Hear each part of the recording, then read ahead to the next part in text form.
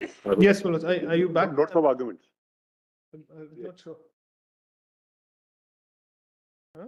Page 4, I think. Page 4.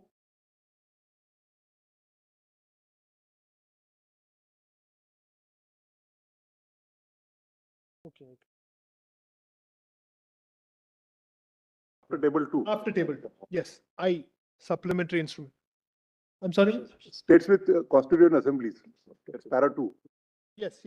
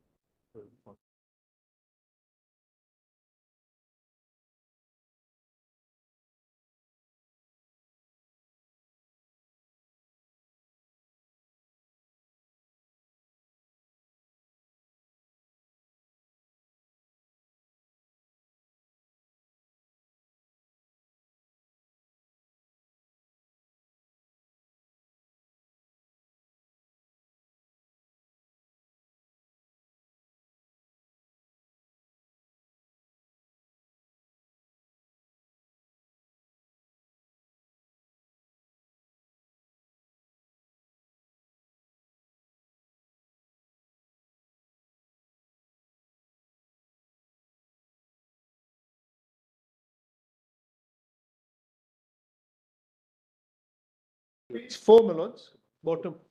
We, in fact, looked at the guidelines the court had issued yesterday for written submissions, etc., which says PDF and page number has to be the same. So we tried to align that.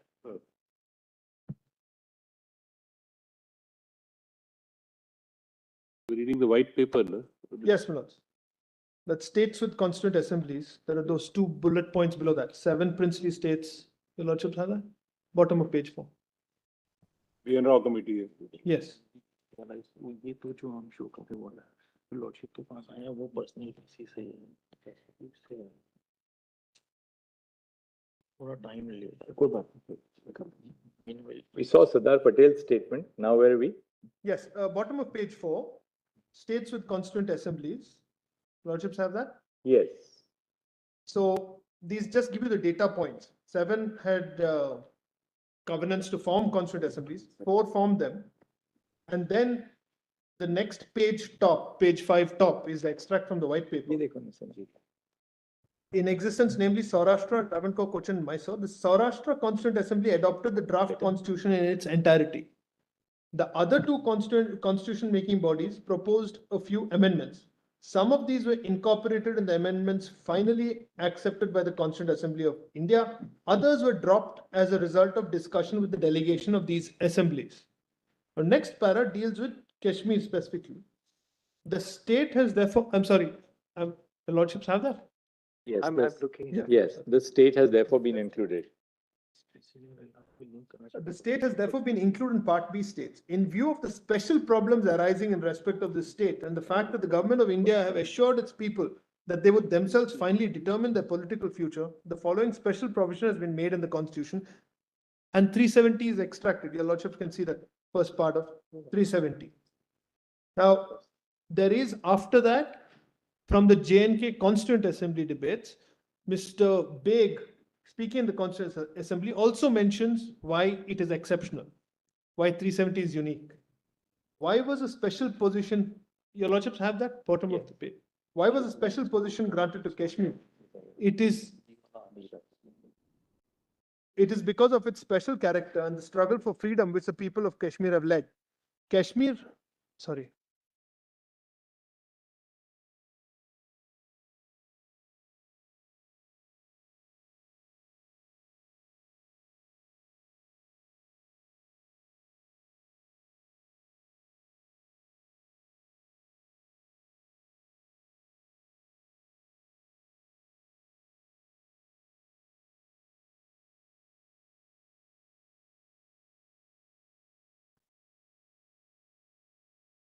Kashmir, sorry.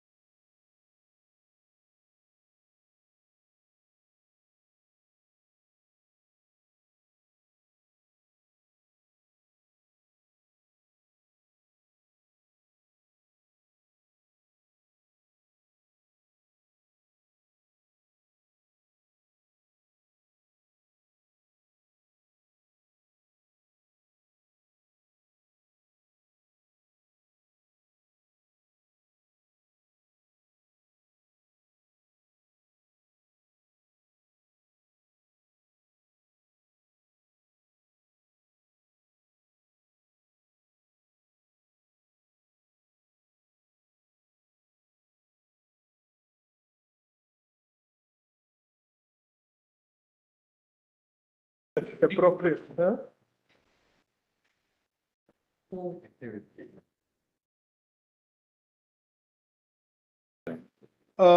The second sentence there, Kashmir, let me say, is the only state with this composition of population which chose voluntarily to accede to India, and we are happy about it. Within brackets, cheers.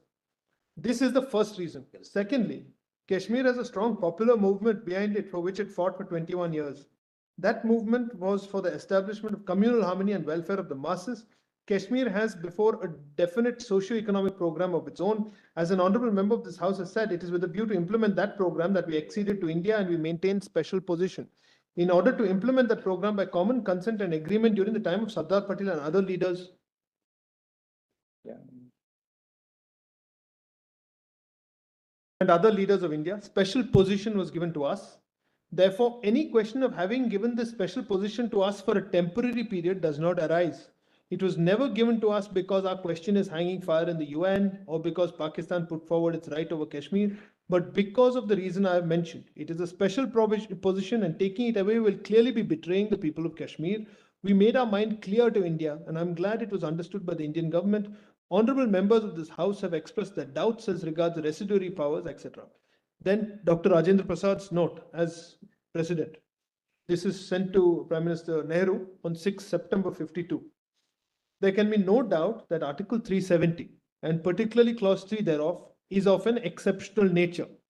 While it safeguards in Clause 2 the right of the Constituent Assembly of Jammu and Kashmir to revise or annul any action taken by the government of that state in giving concurrence under Clause 1B2 and the second proviso to Clause 1D of Article 370. It excludes altogether the Parliament of India from having any say regarding the Constitution of Jammu and Kashmir and places full power in the hands of the government, including the power to amend the Constitution of India.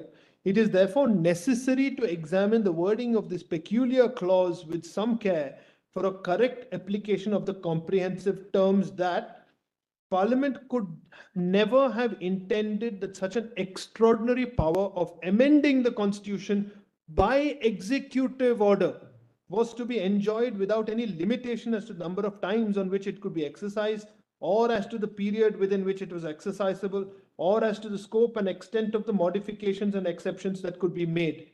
It cannot be seriously maintained that for all time to come, the application of our Constitution to Jammu and Kashmir would derive its authority from Article 370 to the complete exclusion of Parliament. The marginal note to Article 370 itself describes the nature of the article as temporary provision with respect to the state of Jammu and Kashmir. Please mark this note. The conclusion, therefore, seems to me to be irresistible, that Clause 3 of Article 370 was not intended to be used from time to time. The correct view appears to be that recourse is to be had to this clause only when the Constituent Assembly of the state has been fully framed. So it's a one-time exercise as far as 370 Clause 3 is concerned. I know it's troubling your lordships about 370 being a temporary provision. Our case, at least my case, 370 Clause 3 is a one-time decision-making exercise to be carried out by the Constituent Assembly. If abrogation is to be done, it's to be done once. And if it's done, 370 is out of the window, no problem. But if they did what they did in 1952 and decided to have their own constitution, 371D then continues to operate and has been utilized precisely like that. And that's why Sampath Prakash said it's permissible. Kumar Shankar Narayan, Yes. this entire version can be read differently also, against you also. That it was made as per Dr. Rajendra Prasad, that will be, clause 3 will be adopted and applied by the Constituent Assembly, and it will be abrogated forever. It can be read that way also. If you read it carefully, that's the, Even if I were to read it like that, that's the, one thing is very clear. if you read He it, says just that it read can now, be used. just read what you have said. I've read that. I've read that. So he is very clear about one thing, about taking out clause 3 and referring to it. That he's very clear about. He's also very clear about it not being used repeatedly. We can't.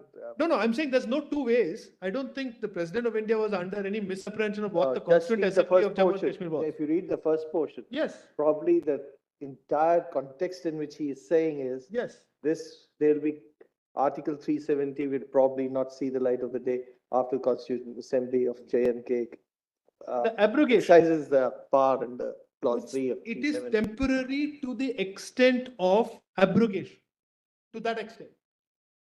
To the rest of it, which is why 370 clause 2 is transitory.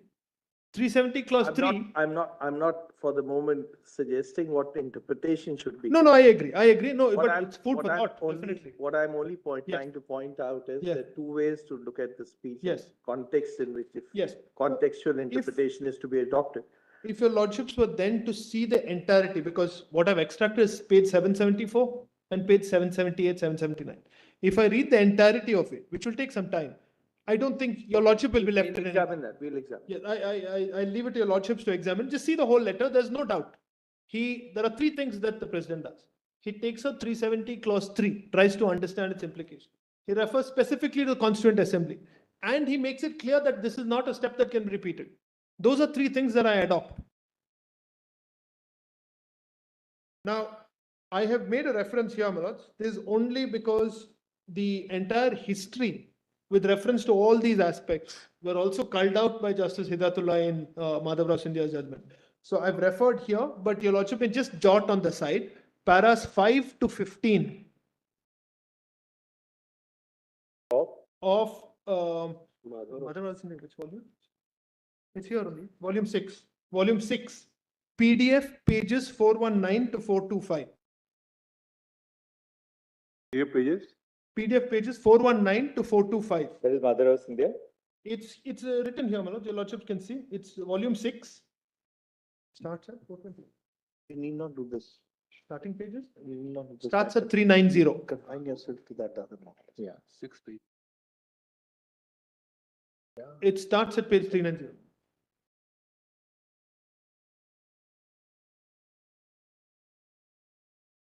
PDF 390. So, Mr. Shankaran, you've given us a 143-page note. That's only the tables. Your lordship's 60 pages of that is that constitution comparison. I'm not even going to take you through it. I'm just putting it because you need to have the material. Because all of this couldn't have come in our written submissions in advance.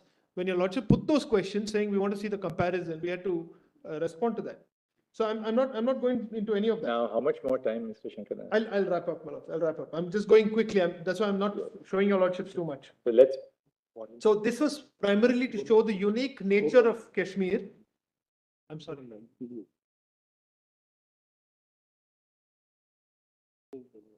In fact, it's interesting that for Kashmir, we had a ministry in the union government, the Kashmir Affairs Ministry, which was headed by Iyengar.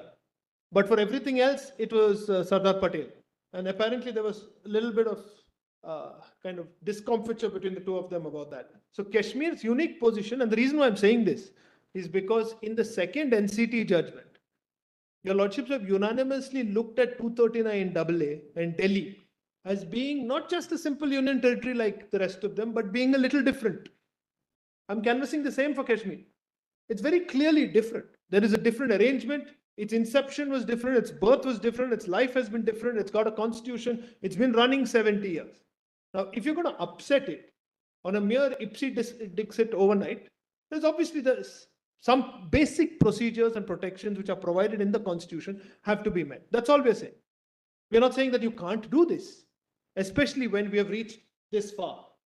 In 1908, I'm sorry to digress, But in 1908, in the marathon in the Olympics, there was an Italian man who was a male man who took part in the Olympics.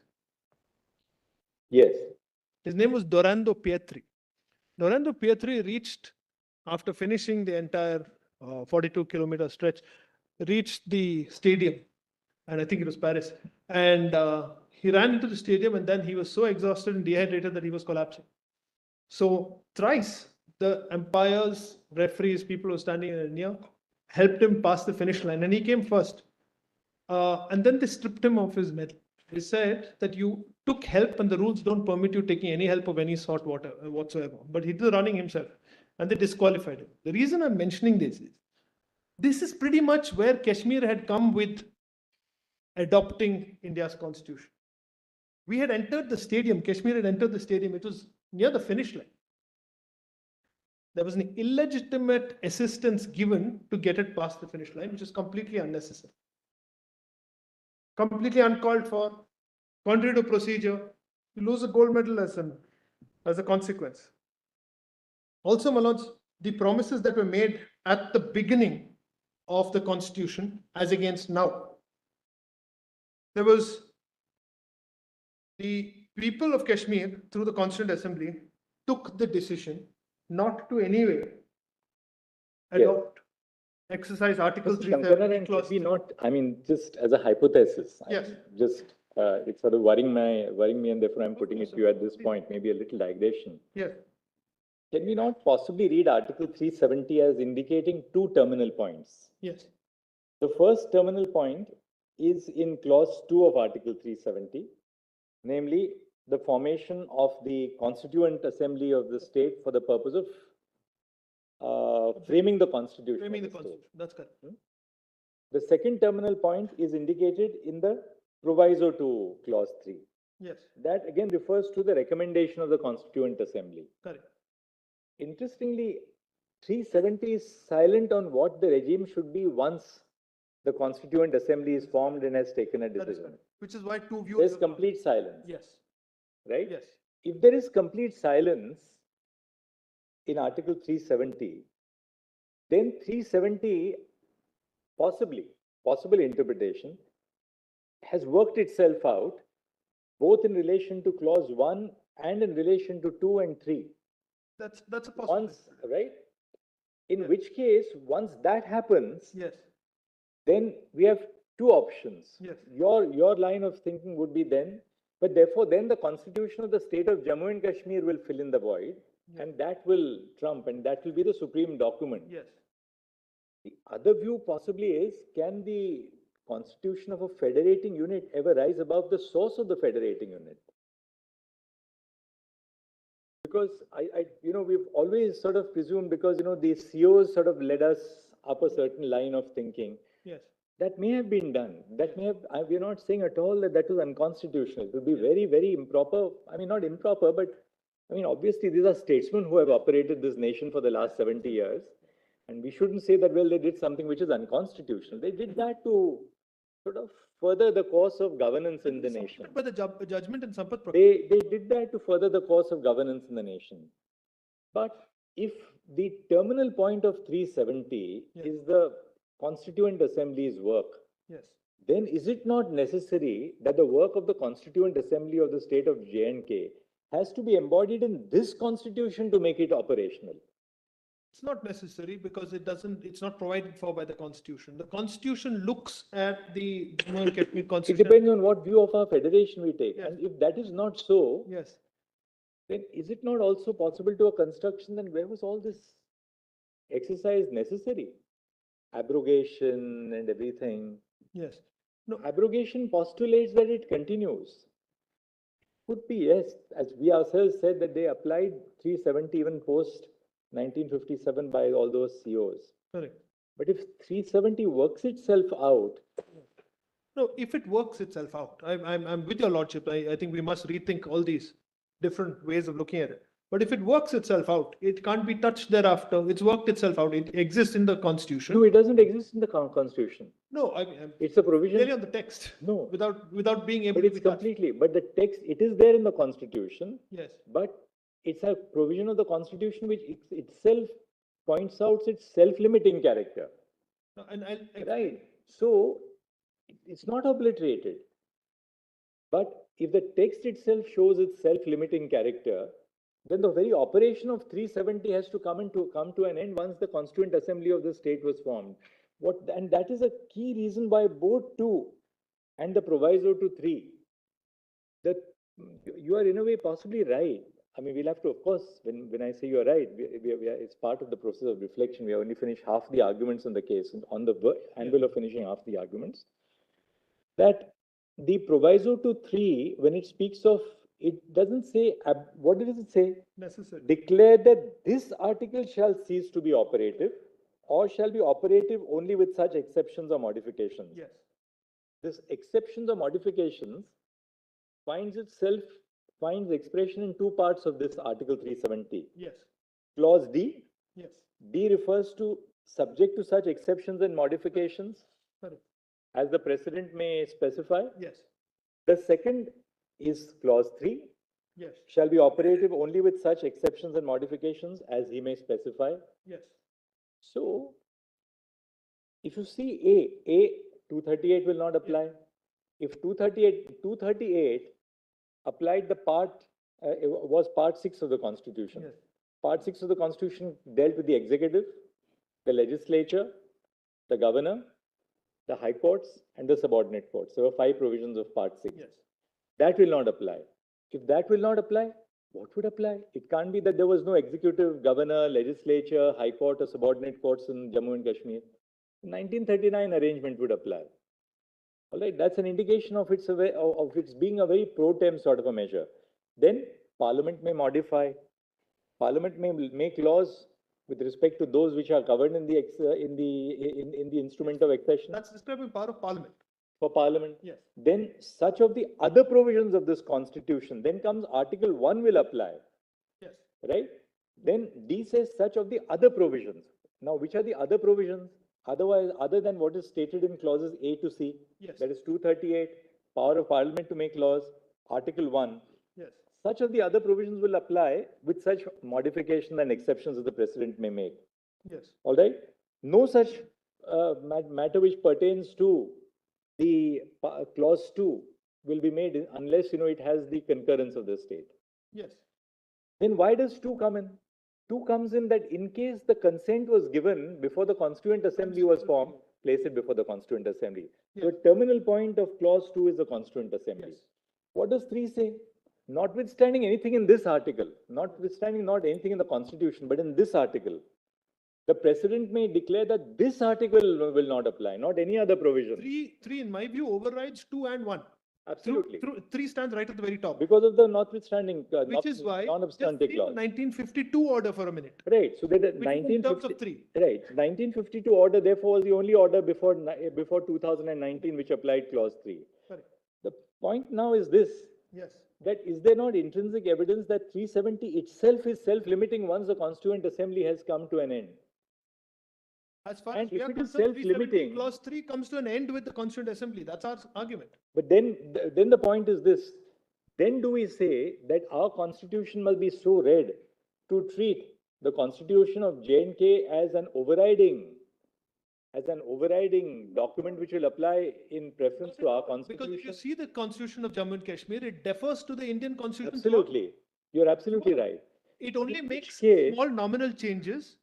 And In all which its- case, yes. really speaking, though the constitution of J&K framed its relationship with the Union of Yes. India, Yes. unless that relationship was embodied in the Indian constitution, how will it bind the Dominion of India or the successor parliaments of the executive here? For the simple reason that when the Indian Constitution specifically recognizes a Constituent Assembly for only one state in the country and says that Constituent Assembly has the task of deciding to abrogate the clause or not, the Constituent Assembly and its task, which is described in clause 2, is constitutionally recognized. So the fact that there is a constitution coming at the end of this is an obvious corollary. Does that mean that therefore anything that was said by the Constituent Assembly of J&K would bind the nation, bind Parliament or bind the executive here? Couldn't. It had to be embodied subsequent to 1957 in a binding arrangement reflected in our constitution, which was never done. That, Manoj, with Because everybody started working on, a working arrangement. The idea was to sort of, gradually bring J&K into the mainstream. Therefore, they didn't want to do that. which is thankfully what has happened, and which is why if we take the extreme position that there is no question of 370 subclause 1 continue after 1957,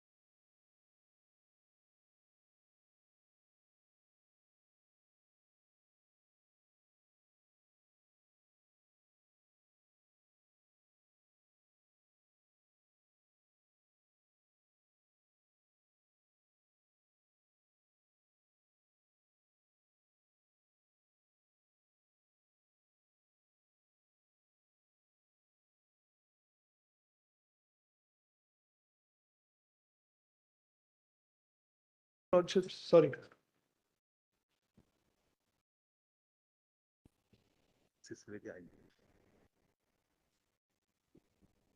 So Shankar, 370 at clause 340 will, now I think 340 we will finally wrap up and Think- give I them mean, 20 minutes to This- start this opening is the not debate. anything that has been said before, which is why I'm saying it. So I in fact abandon this interpretation of 370, except to say one last thing. 370 clause 3 says president may. So 370 clause 3 need never have been operationalized. Please note that. If the recommendation didn't come from the Constituent Assembly at any stage, then the president would have nothing to decide a recommendation on. So while the Constituent Assembly was on, if 370 clause 3 sat there quietly in the waiting room and was never called in, and then the Constituent Assembly went after the Constitution came in, 370 clause 3 would expire there without it ever having been operationalized, because it's a question of may, necessary, recommendation, Constituent Assembly. With those four absent, there's no question then of it being operationalized. But your Lordship's question on Jammu and Kashmir Constitution being recognized here, the Jammu and Kashmir Constitution refers to the Constitution of India as it goes through its avatars. That's in the definitional clause. There are several articles that refer to the Indian Constitution. All the COs that came after 1954 and including 54 refers to the Constitution of Jammu and Kashmir. So as Mr. Subramaniam said, there is a bridge, and that acknowledgement is there even in correspondences which have been shown to that extent. But the answer has to be no. If your Lordship's question is the Constitution of Jammu and Kashmir referred to in the Constitution? No, it's not. But it's understood that it's there. It's a classic federal situation like in the US, where states have their own constitutions, flags, etc., etc.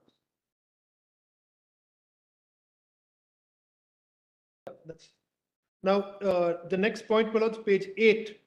This is the earlier attempt to abrogate Article 370. If your Lordship sees, this is to omit Article 370. Just a couple of paras. This is on the right side, if your Lordships will see Sri Nanda, right side column at Yes. page 8. He's the Home Minister at that point. And let me just show your Lordships after the extract, and this extract is important. But I don't know if your Lordships were shown that 368 has a proviso in its application to Jammu and Kashmir. Now, because of that proviso, I have to differ a little bit from Mr. Sibal's interpretation. When your Lordship asked, what are the ways they could have done it if they didn't adopt 370 clause 3? My response on that day and this is 370 subclause 1D is the only way they could have done it, by following the procedure under 1D. What they would have to do under 1D is as follows. First, they would have to get rid of this proviso under 368, because the proviso requires that every time India's constitution is amended. They have not done it, they have not done it. They haven't done it. That's, No, if they do it, we'll see how it is to be tested, that's all. yes. Why But the should reason we- why I'm giving the solution to the We are also government. not- We are not Yes. an advisory jurisdiction to tell them how to do it, how not to. I know, but the reason not I'm our telling scope. them, I need to tell them how to do it, not for my sake or theirs, but to We are only satisfy the examining as conscience. what they have done is correctly done or not. I agree. We are not here to give them advice as to what We they are should. saying they can't do it. Yes. We will determine, could they do it or could they not do it? At this stage, if they need your advice, they will ask you whether to do it in another manner. Very well. So he would, I may. The reason is that it troubles your Lordship's conscience, and I can understand why. If there was absolutely no way of totally integrating Kashmir with India, that was never at all considered. There is a legitimate way. They know what the legitimate way is. That's it. Happening over a period of time. COs have been issued. And it will come to its So logical is conclusion. whether the further movement of the remaining assimilation Yes. could have been done by this method or not. That's all we are testing. That's exactly what we're saying. And that is why Mr. Nanda gives the reasoning. Next page, if your Lordship sees page 9. This qualification or this proviso, which excludes the scope of amendments to 370 without certain steps having been taken under 370 itself. We cannot amend the constitution. Those steps have not been taken, and therefore this bill will suffer from an inherent disability. This may be taken up later on if need be and if necessary, but apart from this, I can leave the rest of that. Next para, this is important. The position is this: while the rest of the contents of the constitution to which I have made reference negate the application of the provisions of constitution to Jammu and Kashmir, some of them by extension, others directly. The only avenue of taking the constitution into Jammu and Kashmir is through the application of the provisions of Article 370. That is the only way of bringing back the constitution in J&K. That is my reading of the constitution. Then the sentence about the tunnel, and I say, may I submit to him and the other friends that Article 370 is neither a wall nor a mountain, but that is a tunnel. And he explains further that at the bottom of the page, why he thinks 370 is beautifully conceived, etc., etc. I won't spend any more time on that. On the next is my interpretation on 370. There are a few tables which are annexed to it. The first is with reference to temporary. If you click on table 7, Malor, it shows all the temporary and transitional provisions as on 26 January 1950 in part 21 of the Constitution. I've included those which have subsequently been repealed by the 7th Amendment. But all of these, and the second column shows which are temporary, which are transitional. The head of the chapter, if your lordship may note, initially said only temporary and transitional. Special came later by way of an amendment. So it wasn't there initially. They were only temporary and transitional. And these are the provisions. Your lordship can go back to top. Also, because I think perhaps we shouldn't pay too much attention to this marginal note and temporary troubling us, because there are many provisions across the Constitution outside of Part 21, which are also temporary in nature, which is in Table 8. And the last column in Table 8, if you click on Table 8, the last column shows what those provisions are predicated on until a law is made by Parliament, etc., etc. For example, appointment of the Election Commission, your lordships found that there was a void, and until a law is made, your lordships provided a mechanism. Now the government realized that mechanism should have come much earlier, so they've made a law. The time periods, just for a minute, if you see 334, Article 334, Anglo-Indians, their reservation has come to an end. 70 years has been substituted and remains substituted, but for the SC/ST, they made it 80 years. So that's a temporary provision. It was allowed as long as those extensions existed. I won't spend any more time on that, but just to say that when your lordship look at 73(2) is not a temporary provision. These are not Article 73(2), these are not temporary provisions. These are provisions which will continue unless varied by any law of Parliament. Correct. But these are not temporary. No, unless an action is taken. So similar to 370 clause 3, where the action had to be taken by the Constituent Assembly but didn't happen. Similarly here, where Parliament has to make a law but doesn't make a law, it becomes predicated on an action by one of the instruments. That's all. So we are pointing out that the other parts of the Constitution, like when you say 70 years, there's no doubt. It initially said 10 years for the reservation. So that 10 years is temporary. Otherwise, they wouldn't put a time period on it at all.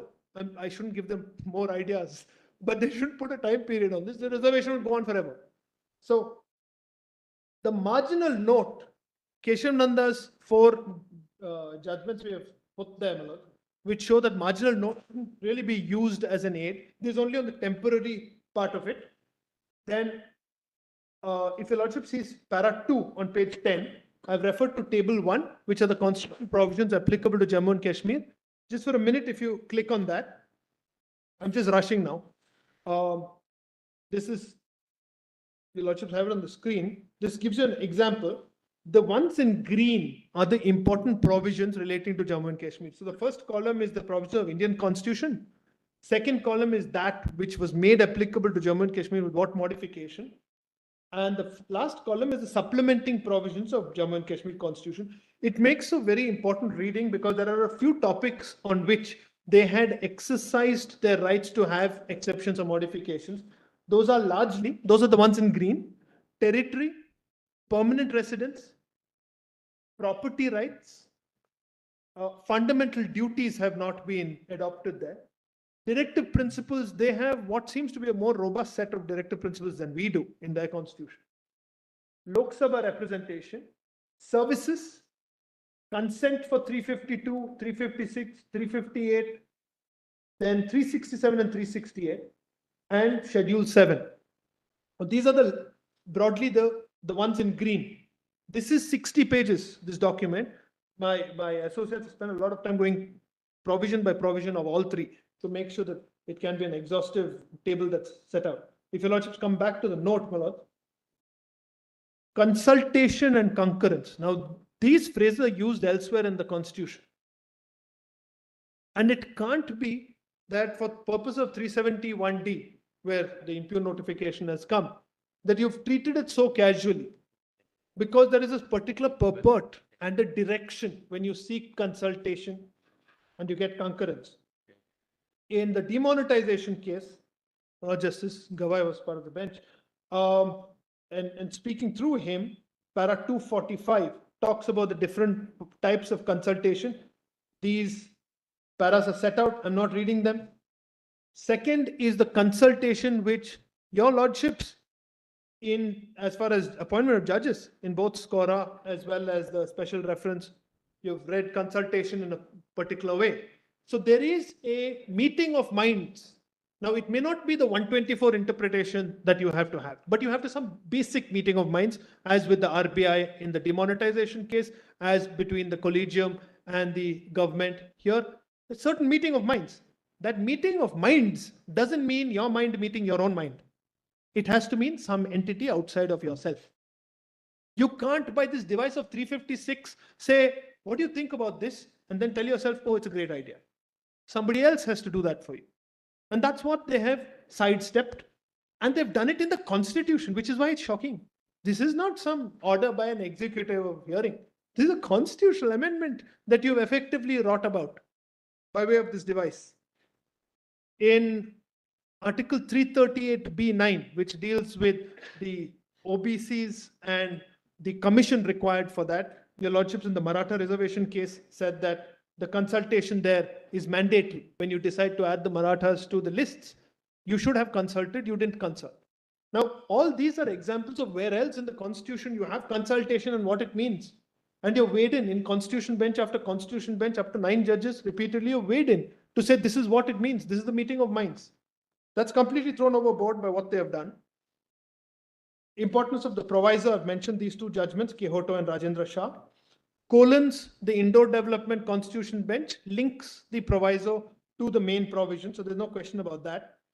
Recommendation, we have a table on recommendation, etc., which is table 6, which shows the many places in the Constitution where the word recommend is used and what its implications are. And it's necessary because it provides a kind of balance. A recommends to B. B can't set up A to recommend to B. A independently recommends to B. And that's also been thrown overboard. The non-obstante clause in Article 370 is very, very important. This non-obstante clause effectively trumps the other provisions in the Constitution which don't have non-obstante clauses. 356, 367, all don't have non-obstante clauses. Now, why does 370 say notwithstanding anything in this Constitution? It is so that in a situation where any of these other provisions could be in conflict, 370 is the one that will prevail. Which is why we have set out what those provisions are. The first bullet point talks about to Article 3, that proviso, which is in the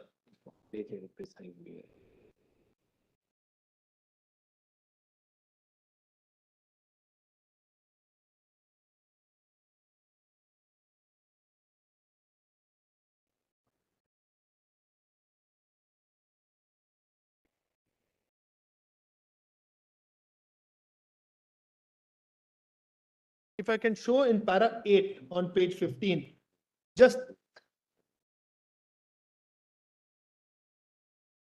how Article 366 was misused in Madhav India. 367 is being misused here. Just see, 367, you please note, falls in part 19, my lords. So it's not covered by 368(2) proviso. So everything in 368(2) proviso, which needs half the states to give its consent, they can do by way of 367. Just say for each of these articles, this provision will read thus. Examples.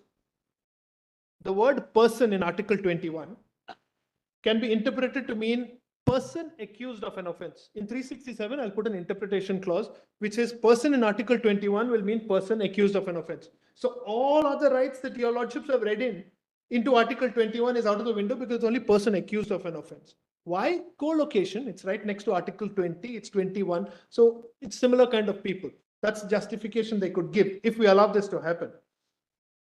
Using 367, the phrase the legislatures of not less than one half of the states in the second proviso to 368 could be read as the Rajya Sabha or the law minister. You could say that. We have followed the right procedure. We have followed a procedure of doing it by way of 367. Giving all these ideas, Mr. Shankar.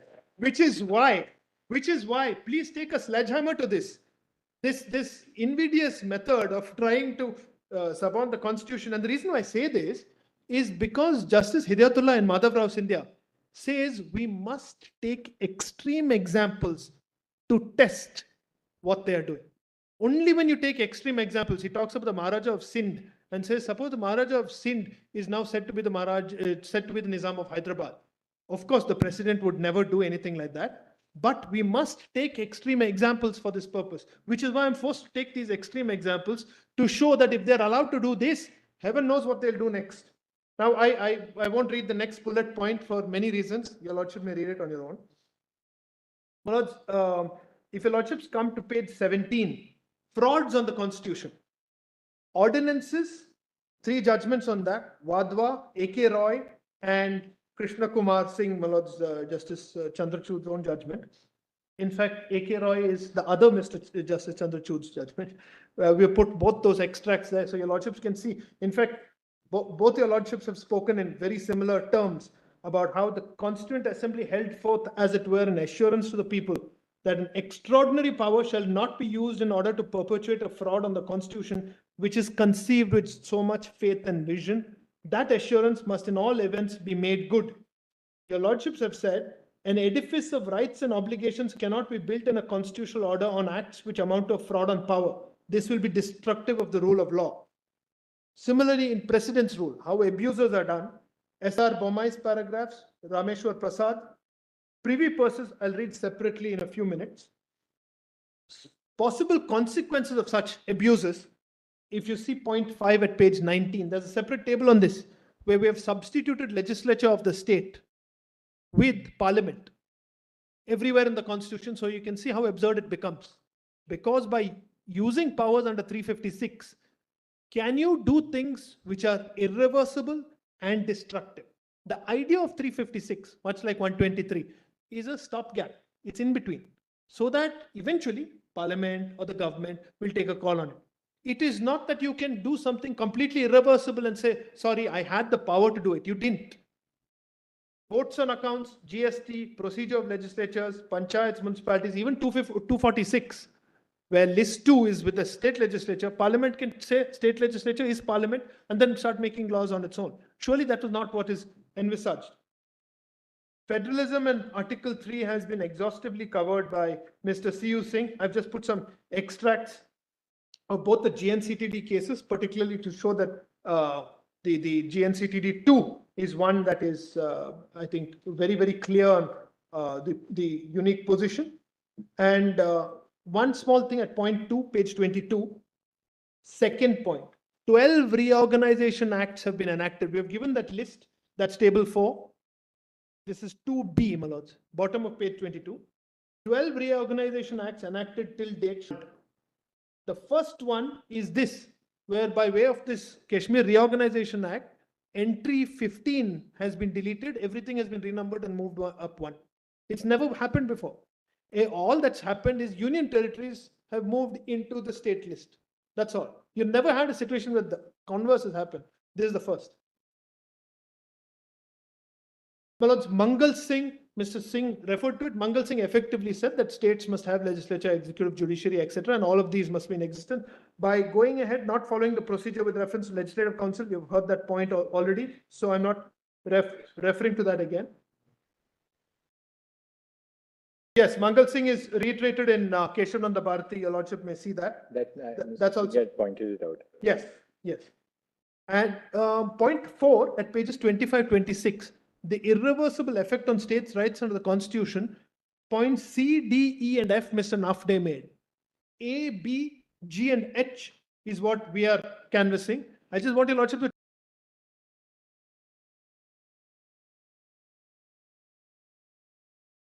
chew on one point.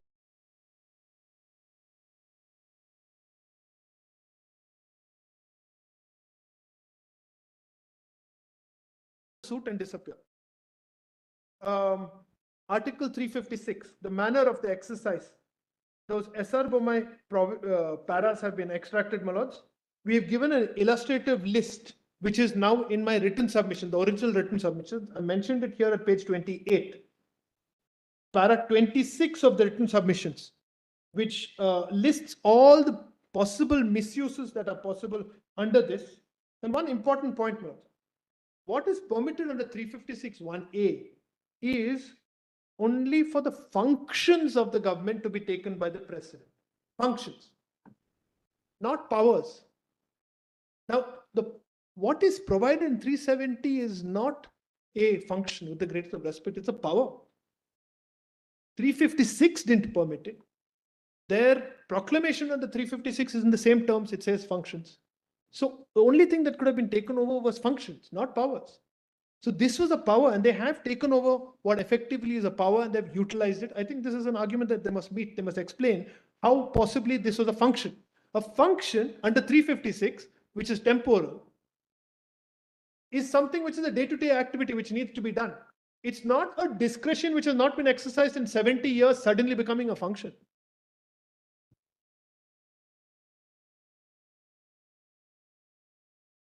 I have pointed out how irrevocable changes cannot be made. And the last point, because I've given your lordships the details of the judgments, the amendments, etc., dealing with Pakistan, Gilgit-Baltistan, as well as what they call Azad Kashmir. And hopefully we will not tread down the same path. My lords, I just want to conclude with one last thing, which I have set out. That's already been done. Which, page 16. This is Vattel's Law of Nations. It's a very, very old book. I'm grateful to Mr. Rahul Narayan who lent it to me. It's in fact one of the oldest books on international law and laid down the principles. George Washington didn't return his copy to the local library in Philadelphia, and they discovered it 200 years later. Now, if I can just read 2 paragraphs of this, it's set out at page 16. I'll just read that because I think it's important for us to bear in mind. Para 30. The constitution and laws of a state are the basis of the public tranquility, the firmest support of political authority, and the security for the liberty of the citizens.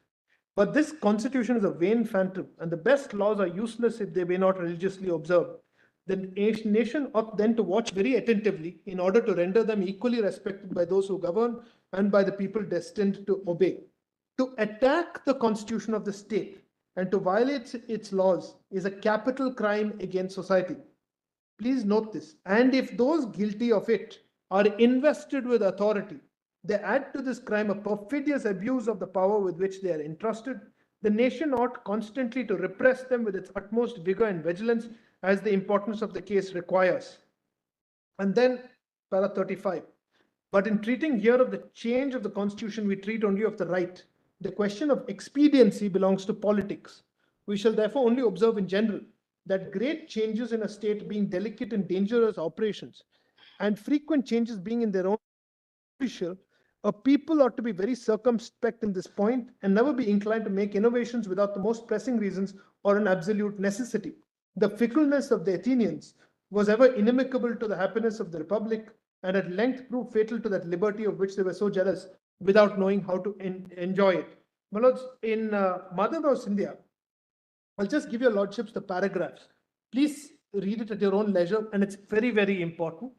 Justice Shah, speaking for 7 judges. Mr. Shankaran, you said that twice or thrice at your own leisure, but have you left us any after this comprehensive? I'm so sorry, I don't want to take more time. Comprehensive, no, Not absolutely. even leisure for now, for the next couple of months. There's no leisure. I'm so sorry. But we must, your lordship, we must compliment you and thank you and your juniors as well for putting this together, because this actually puts very, I was just telling Brother Sanjeev Khanna, very, assisted please me tell in- all I'll take your names. I put instructing them in the advocates written as well. somewhere, but they've been most. You've put it all together, so it makes our task so much easier than to, constantly I'm cross-reference. grateful. But just if your lordship can note, Justice Shah, this is at PDF page 448 is where Justice Shah starts. speaking for 7. He's joined by Justice Hidayatullah earlier and Justice Hegde later.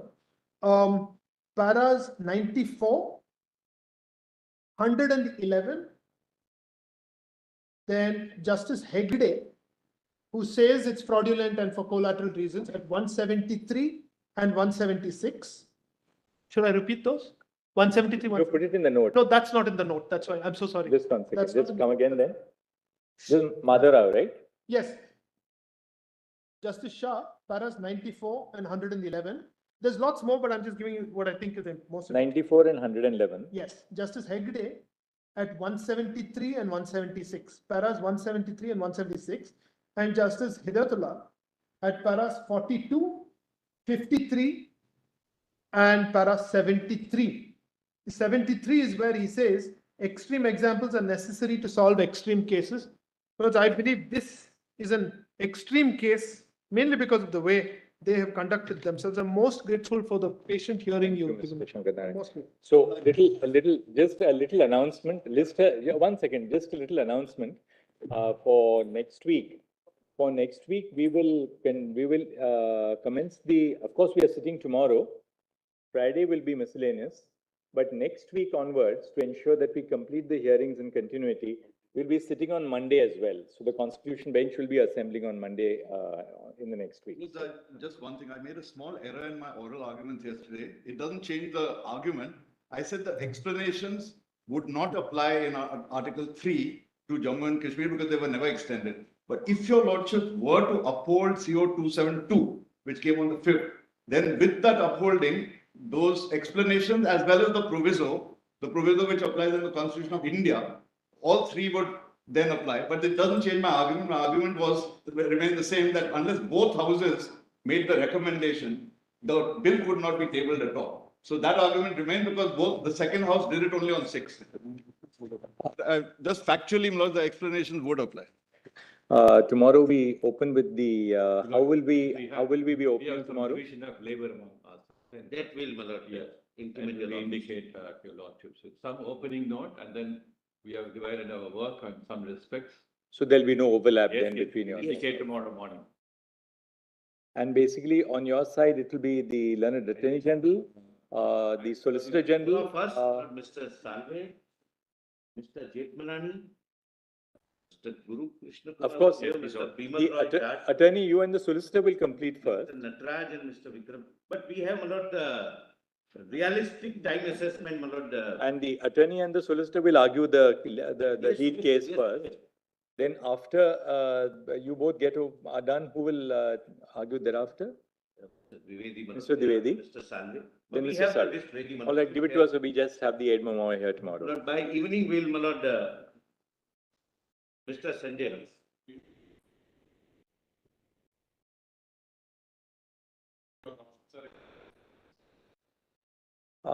think- Between attorney and the solicitor, broadly, how long do you both anticipate you take? It's like, I propose to give my opening Sanjay. summary of arguments, and then a good part of the history and other things, well, and solicitor will continue.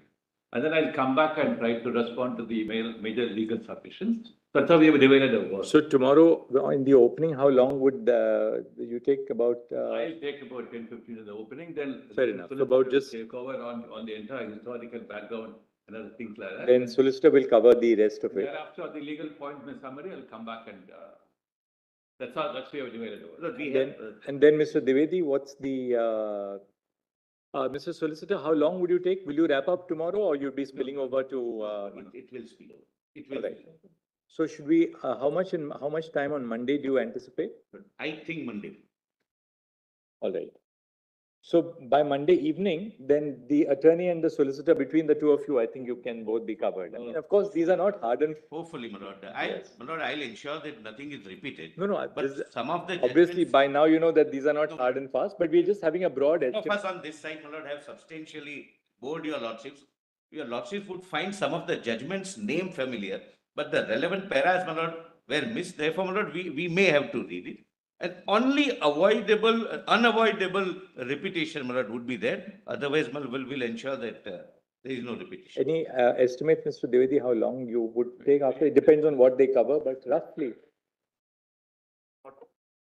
cover the field, it will get reduced. I hope for 2 hours. Then if your lordships are pleased to give me 90 minutes, I'll be. Has Mr. Salve indicated how long he would take? Well, he said, he has said 1.5 days, without knowing about the earlier part. But Lord, I'll take 1 hour. Not of 1 hour, but I will restrict myself depending on what will be covered. Mr. Nataraj has said 45 minutes. So we can ask. Mr. Jetmalani. Give a list. Very jabardast.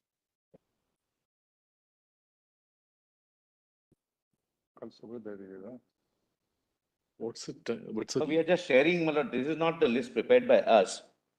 So prepared by What's it list? time. Cha.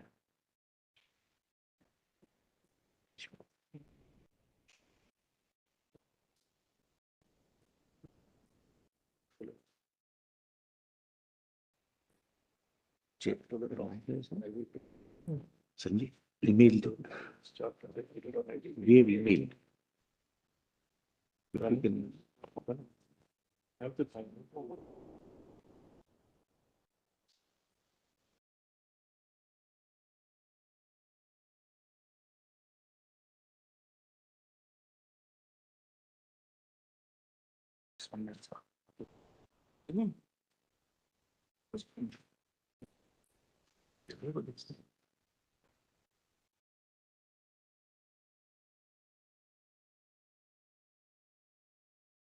So this is the estimate Mr. Kanu Agarwal received from various councils.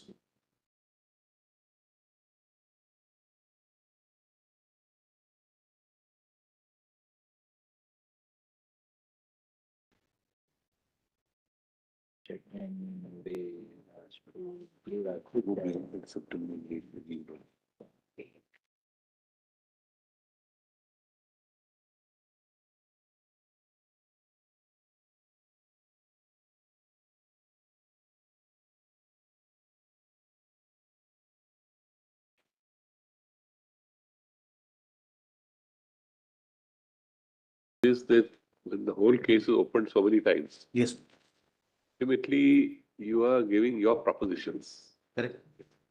Of course, as you say, perspective in a judgment, or perspective maybe in some fact scenario is what has to be done. Or some of the judgments not read or not fully read, etc. This is. Personally speaking, I think it's a little overestimate, I find, of time. But Lord, we are in a lordship sense, we ensure I that think once the first two arguments are concluded, then perhaps the rest would know how much to take. I yes, think, yes, and then we'll you speak. use that Yeah. discretion, my lord, all of us would use that. definitely. Yeah. That's it. Somebody is given from this his own estimate of time as if he's arguing. This is my perspective of this. So Banerjee has given a day. My lords, IST is Indian stretchable time, but we will keep it as Indian standard time. The chief is far more patient. That's That is good. obliged. So,